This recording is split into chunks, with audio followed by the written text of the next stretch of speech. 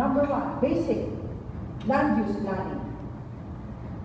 We showed the President this map. Mayor Lucio, this is the only map they can show us. Maybe there are other maps, the President said. Baka naman nagkamali lang ng Xerox. Naku, Mr. President, yan mo talaga yung naabutan namin, ma'am.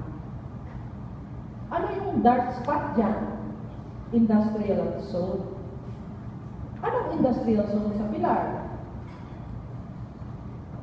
Wala. The common problem, I said, is because most of the LGUs are pressured to comply. They are pressured to comply with the land use, even if the map is just table map they submitted. Somehow, these agencies approve a map and a land use plan based on this.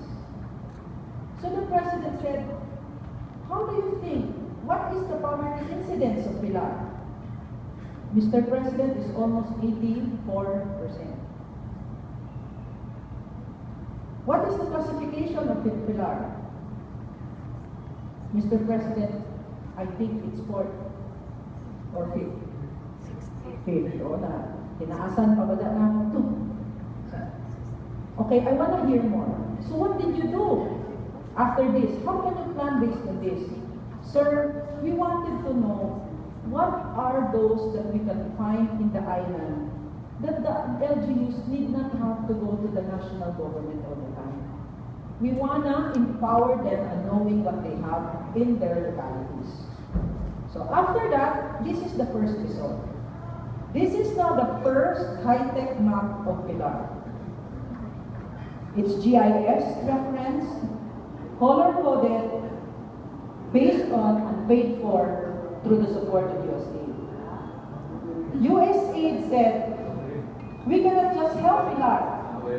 So the entire 9 municipalities of Siargao benefited. For the first time, and we presented this last year, for the first time, all 9 municipalities now have a map that looks like this. And hopefully, they're already being used by these municipalities. What's the relevance of this map?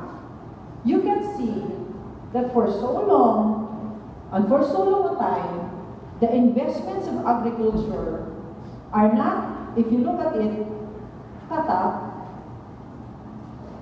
walay logic sa investments, kaya ito dito ang rice mill dyan, diri ang mangrove dyan, diri. In short, because what a simple map can do to allow local government to plan accordingly to their vulnerabilities, a simple map can go a long way. Because the problem of most local governments, even in your disaster risk management, you are planning based on yesterday's event. You are planning on plans and programs not based on your vulnerabilities.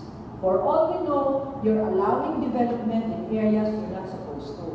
And that is not a problem only to Siargao alone. It's the problem to the entire country. You have a 1,500 to 50,000 map of MGB, a geohazard map. In a local municipality like Pilar, or Carmen, or other municipality, is technically useless. Why? Because if you look at the 1 to 50,000 map, you will see that almost the entire province is flood prone. Because of these maps, we made it as lower as possible the resolution. We now be able to see where are the flood hazard areas. Next, please. Diri nakita ang multi-hazard flood hazard map na Pilar. And this was tested in Agaton and Basya.